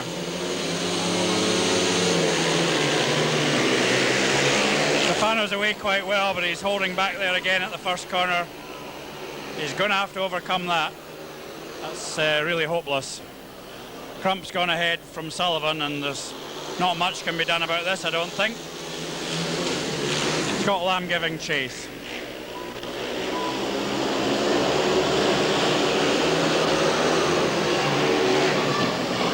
And we won't be seeing Stefano after this because Robert Ericsson will get his next ride.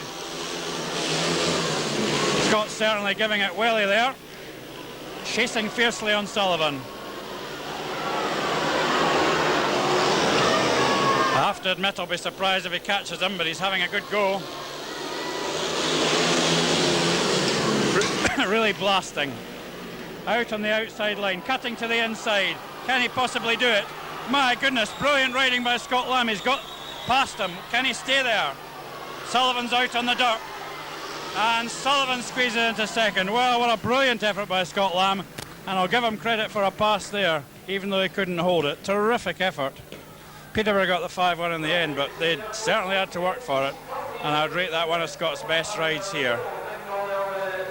But the gap's halved, and it's going to be tough. Heat number 10, the third rider replacement ride for Mario Uric goes to James Greaves, who's on the inside gate there, and I've been corrected, it's a Sam Teasar bike that James is on. He didn't handled it terribly well in Heat 8, but he'll be learning. In Gate 2 it's Kenny McKenna. In Gate 3 it's Sam Teasar. Just a couple of second places so far for Sam. And out on the outside, also without a victory so far, it's Mike Faria, and he's got tough races up ahead of him.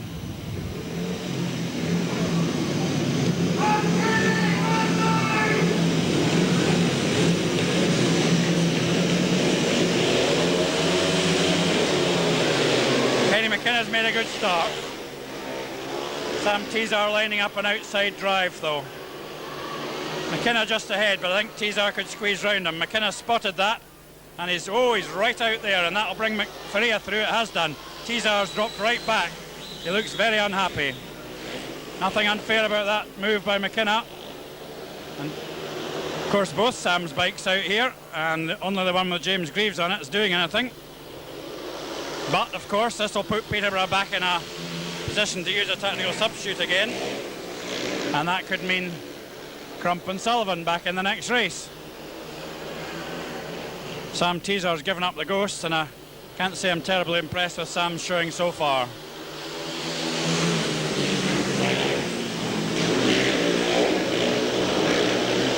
McKenna blazing away on the outside.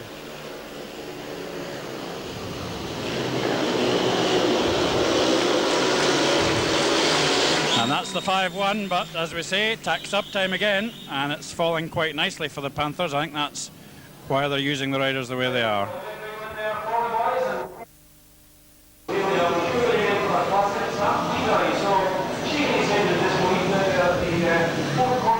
Heat number 11, Mick Powell rides from Gate 1 here. Tactical substitute change by the Panthers again brings in Sam Teasar to replace James Greaves, and I think we all expected it to be Ryan Sullivan. We'll see how that one pans out. Sam didn't do very much in the last race. In Gate 3 it's Robert Eriksson, who's unbeaten after 3 rides, 8 paid 9. And in Gate 4 it's Jason Crump, who's unbeaten with 9 from 3 rides.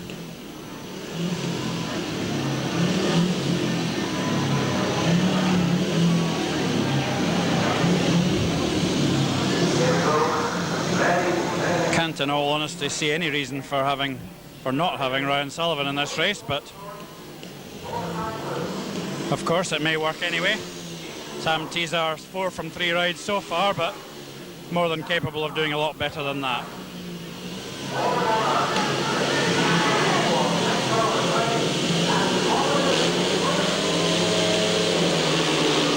Mick Powell's made a decent start. He's got himself at least into second if he can stop Sam Teasar bursting through here. Robert Eriksson's at the back, but he's swung into third there. And oh my goodness, look at that from the two Monarchs. That was unbelievable. Mick Powell right into Robert Eriksson's path, stopped the Swede completely and lost second place himself. Well, you don't expect that from Mick. He's usually such a careful rider. That was absolutely dreadful. What a gift to Sam Teasar. So Mick Powell's got to make up for that by catching him. He must do.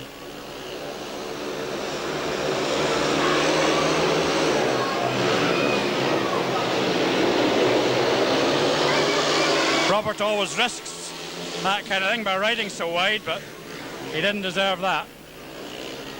What can Mick do here? I don't think he's going to do anything. Could be trying one of his last bend inside bursts. No, he's not. He's on the outside. Cutting back here. He'll not do it, though. And Mick really was a negative influence there for the Scottish Monarchs. That was dreadful.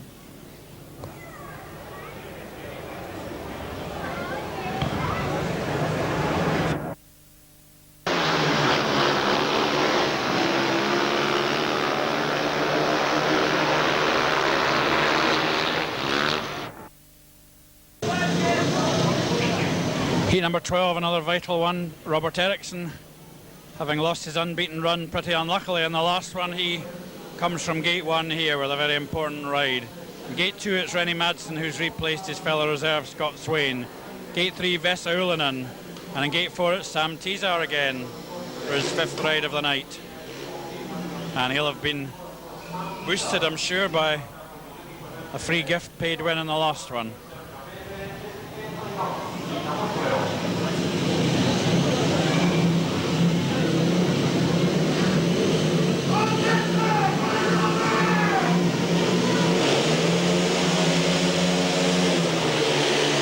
Teasar's got a good start. Who's going to make the most of this first turn? Ericsson and Teasar almost together, and it's Ericsson and Ulanen's closed in on Teasar's back wheel as well. This time Robert doesn't have to worry about anyone getting in his way. He's in front. Madsen's pressing Ullanen for third. The Monarchs need that point just as much as they need the race win.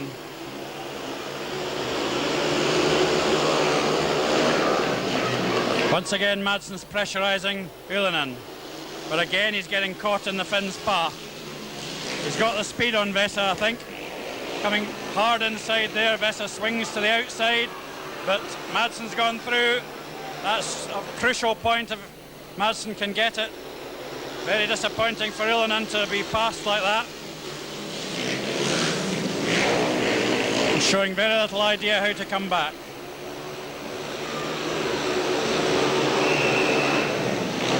Madsen's done well. Ericsson's got a big win, but no support from his partner. A dreadful ride by Ullanen there. And there's still 4 points in it.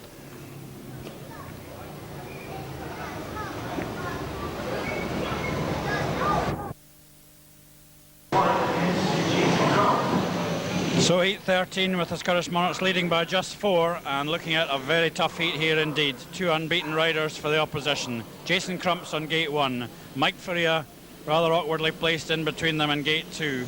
Ryan Sullivan's in gate 3 and Mick Powell rides from gate 4, and it's difficult to see how Mick could handle the pace that's required for this sort of race.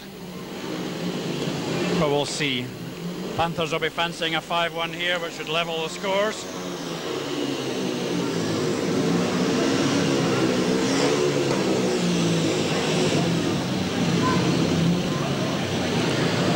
Mike Faria's messing around there, and he's overdue a heat 13 victory.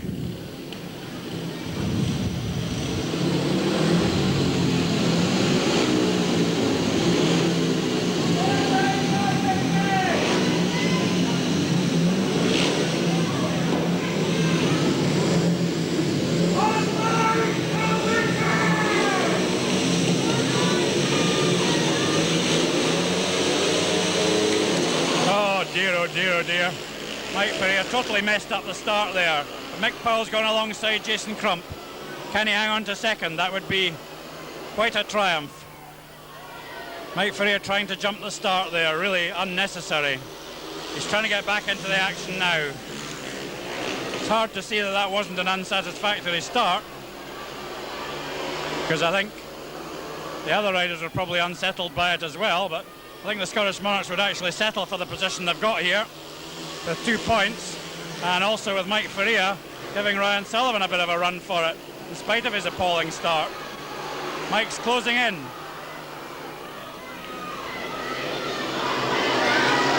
He's got chances. There's a definite chance there, and Faria's alongside Sullivan now. Sullivan could well come back though. Faria's got through. A vital effort there. I'm really surprised that one wasn't stopped, and Peterborough might protest, but the Scottish Monarchs have managed to get a shared race out of it. Mike Faria came from a long way back, and I'm sure the home side will be very happy with the way things turned out there.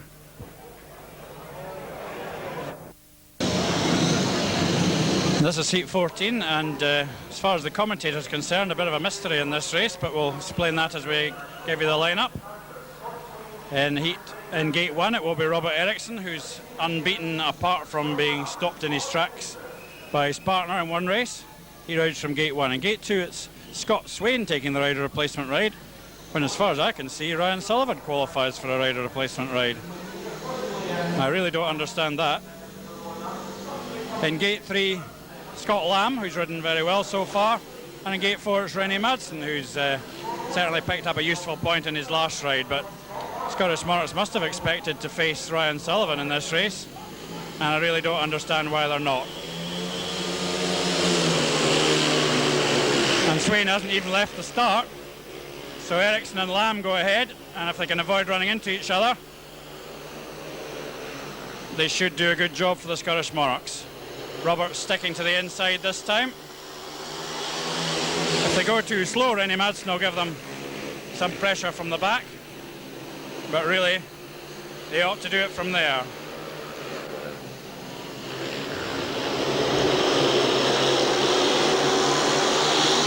Lamb leads, Ericsson tucking in nicely inside him. Madsen swinging out for a bit of drive, and he is still in touch.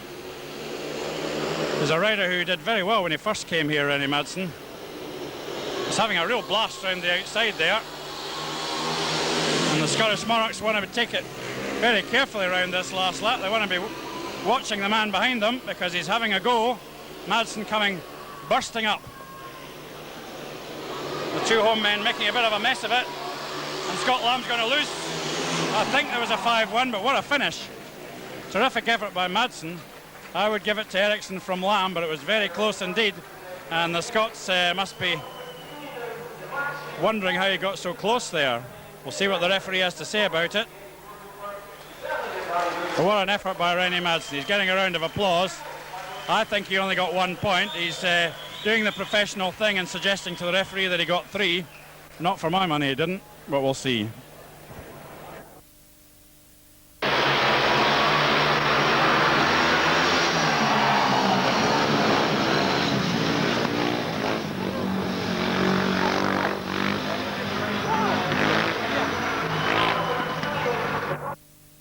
It's just one of them rides, you know, like when you try to team ride, and lucky enough for me, I just got them over the line. I thought you'd got them, but what happened? I thought you got them. I think I got them, you know, like I just took a chance and just went right on the outside, all the way down in first and fourth bend, and I just think I got them. Did you not hear the result? No, I haven't heard it. I think you came third. You reckon? I'm sure it said red. Oh, well. I'm sure it did, I'm sorry. I'll be very disappointed then, because I looked in, you know, like, and I was sure I got them over the line. We all cheered, I thought you got them. Yeah, well, whatever, you know, like, it was just, you know, it was a really good ride, you know. It's magnificent work. Thank you very much. Thanks very much. You're welcome. Thank you.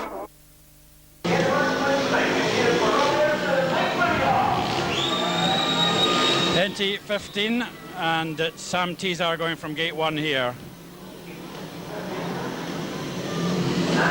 Gate 2 is Mike Faria, uncharacteristically not making the top scorers race. I think you'll perhaps find that a bit of a relief. In gate 3 it's Rennie Madsen, who just failed to catch the two Monarchs in the previous race. And in gate 4 Robert Ericsson, who's piling up another big score from reserve. And the position is that the Scottish Monarchs need to avoid losing 2 5-1s in the next 2 races to win the match,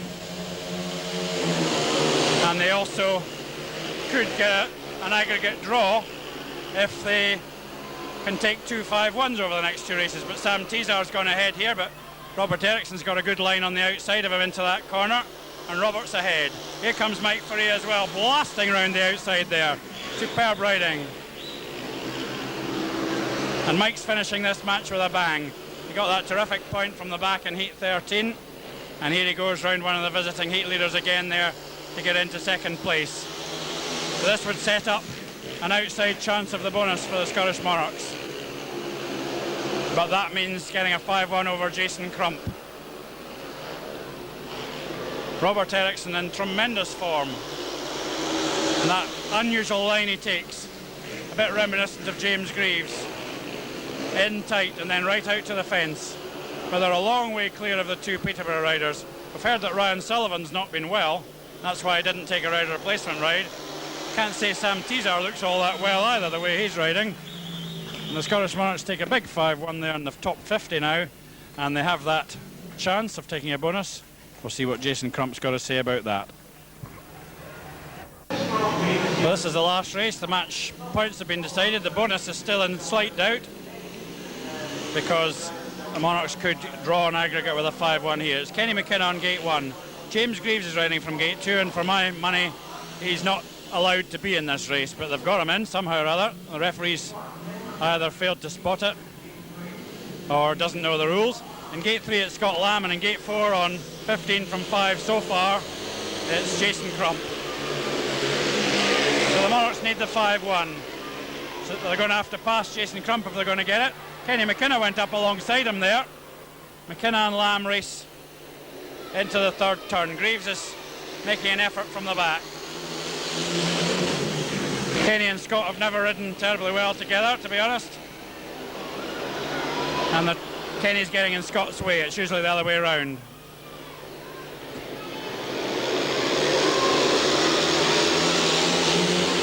Crump's well clear. He's going to save the bonus point for the Tsubaki Chain Panthers. But the Scottish Monarchs will be well pleased with a comfortable victory over one of the better sides around. And Peterborough have been picking up some good away wins recently. They must have fancied their chances coming here. Jason Crump, just in from Denmark, remember? He's well used to the jet-set lifestyle. And he's taken a superb 18-point maximum really without being challenged at any stage. Superb display. I still say James Greaves was not permitted to be in that last race. If they weren't going to use Ryan Sullivan, it should have been the reserve Scott Swain. Doesn't matter in terms of the points, but the referee ought to know better than that. So here comes Crump, and he'll get a tremendous reception. He's had some good meetings here over the years in his Swindon days, and also in last year's City of Glasgow trophy. Here he goes. He's doing a Billy Hamill wheelie. He can't beat Billy in the World Championship, at least he can do the same kind of wheelies. Kenny McKinnon packed up again, but he'll be happy with his night, and we'll bring you the scorers in the moment, and also tonight's three-heat junior match.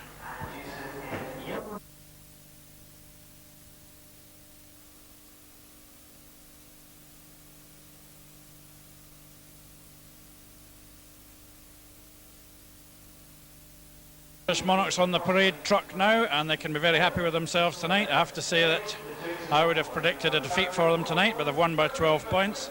Peterborough may say that they had one or two problems, but then you can say the same for the Scottish Monarchs, with Stefano Alfonso not in gear yet, although he did pick up his first point. So the home side getting a good round of applause from the fans, and they deserve it. The scorers were Mike Faria, a bit low-key, but some very useful points, 8 and 4 from 5. Kenny McKinnon, very powerful performance for 11 and a bonus from 5. Stefano got 1 from 3, just still struggling a bit. Scott Lamb 9 and 2 from 5, very useful display by Scott on that borrowed engine of his, I presume. Mick Powell got 6 from 4, and we'll gloss over his woeful effort that kept Robert Eriksson out. Robert, for his part, got 14 and a bonus from 6, which was unbeaten in 5 of the races. Vesa Ullinen got 2 and a bonus from 3 and was rather disappointing. On the Peterborough side, Jason Crump was never challenged and got 18 from 6, showing all his quality. James Greaves got 2 from 5. That was a bit disappointing for James. Sam Teasar wasn't as good as I have seen him. He got 9 and a bonus from 6. Ryan Sullivan got 8 and a bonus from 4, and we gather was unwell. Scott Swain got 0 from 4, and Rennie Madsen fought hard for 5 and a bonus from 7.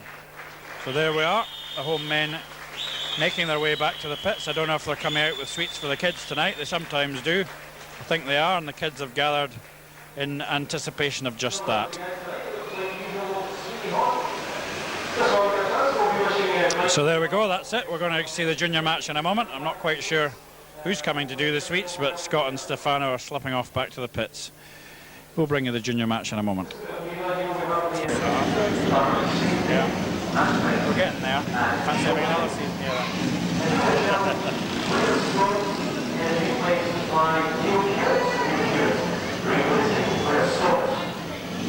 Well, we're now looking at the juniors for the Scottish Monarchs and Peterborough. The Peterborough Thundercats, the Peterborough Planet Thundercats, to give them their full name, were at Linlithgow this afternoon and put on a good show before going down by 10 points. And we're going to see the best of their riders here. We're not seeing Blair Scott riding for the Scottish Monarchs, disappointingly. Blair didn't manage to pick up any points this afternoon, but we are going to see Barry Campbell and Neil Hewitt and David Stokes, I think, for the home side.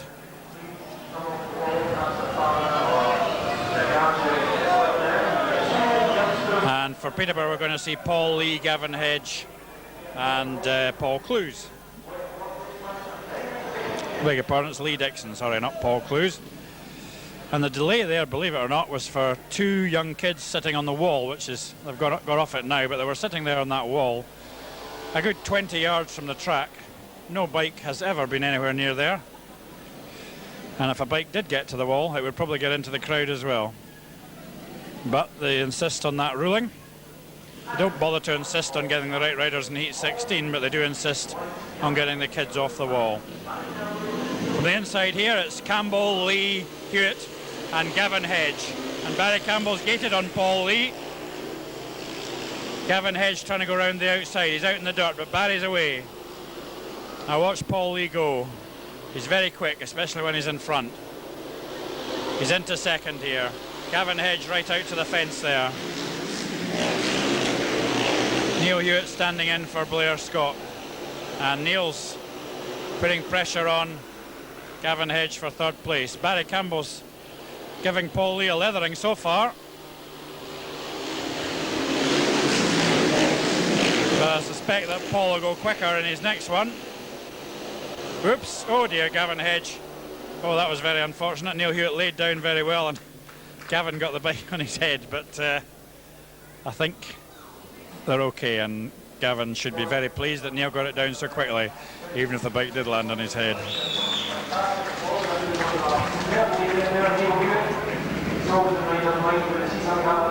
A rerun then of that opening race for this three-heat junior match. Barry Campbell will be hoping to get a good start again. He has, although Paul Lee's close as they get to the first turn.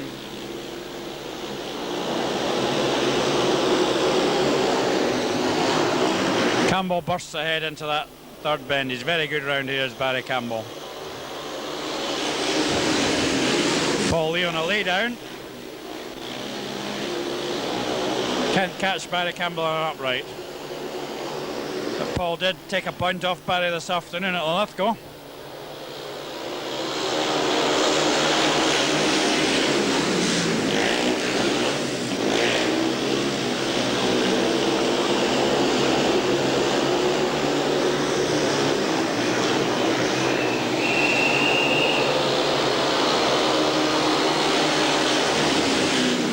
Into the final lap.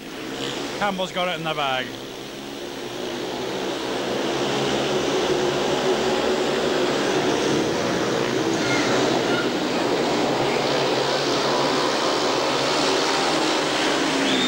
(4-2) to the Scottish Monarchs Juniors.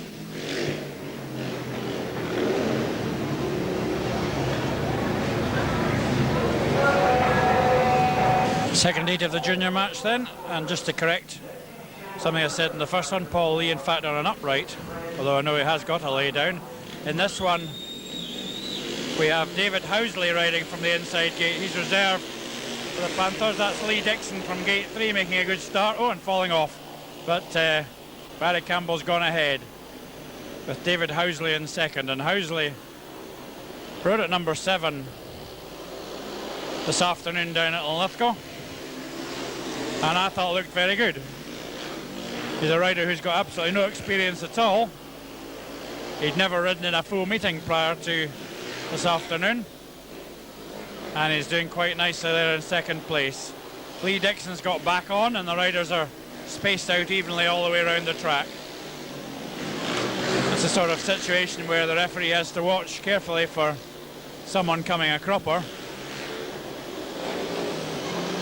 And just to remind you where they all are, Barry Campbell's miles clear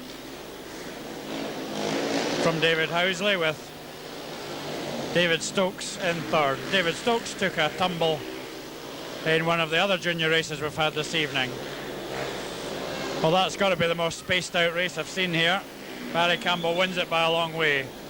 David Housley, I think, did very well there in second place, and he could be a man to watch out for. So that was a 4-2. The Scottish Monarchs lead by 8 points to 4.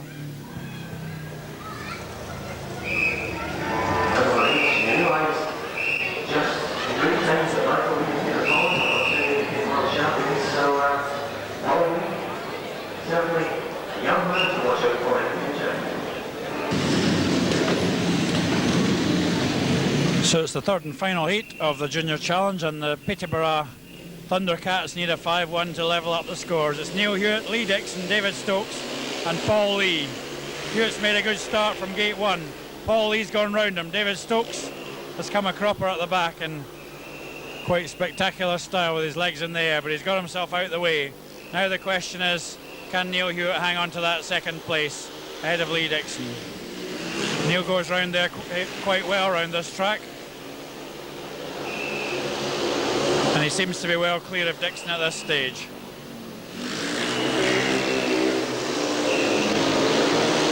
Paul Lee's away.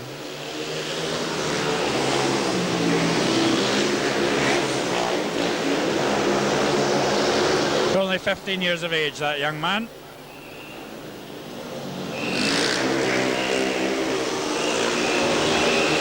Flying into his last lap in really spectacular style.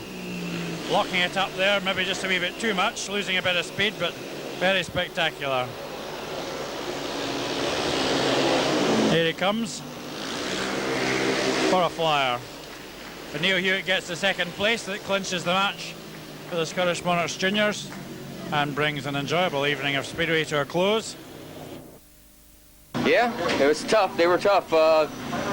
You know, the boys we're starting to come on strong, a little late, but we're strong right now. You know, I think we can meet just about anybody right now after last week and a few weeks, you know. Gave W a run and everything. I think we're coming on really strong. It's a little late, but we're still there now. Yeah, you had one bad gate. Right, yeah. Well, you know what happened? There was somebody in the infield, and they took a picture. And when they took the picture, I just dropped the gate, but the tapes didn't go, and I noticed that, so I stopped. And then after I stopped, the tapes went. I thought so. But what a great overtake. Well, you know, I went into the first corner and there were no red lights. Yeah. So I just had to keep going. I said, I got to try and salvage a point out of this.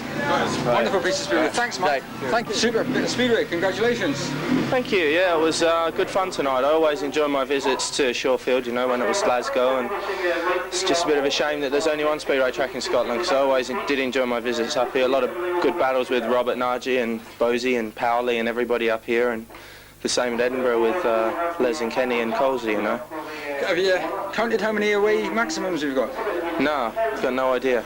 I think it's 6 now you've done. Oh, well, yeah, it's good. I mean, it's always great to get a maximum. It's just a shame I didn't get many more in the Grand Prix series, you know. I mean, that's been a bit of a downer for me, and it has been a little bit difficult for me to bounce back into league racing after having the disappointments of the Grand Prix, but it's life, and I live to fight another day, and today is another day, so it's good. What do you think of that track? I think it's improved a lot, actually, in the since last time I was here. Hell of a lot. Because somebody was talking, maybe trying to get one of these Grand Prix things on a track like that. Do you think you would handle that? No, I wouldn't handle it at all. There'd be a lot of crashes, and that wouldn't be good for Speedway. Why is that? It's too slick, and there's only really one fast racing line around Shorefield. So I think we need other tracks. A better track than that one? Yeah. It's not ready yet? No. No, just something that was brought up. Well, thanks again for the entertainment. Wonderful to watch as always. Thank you. Thank you. No problem.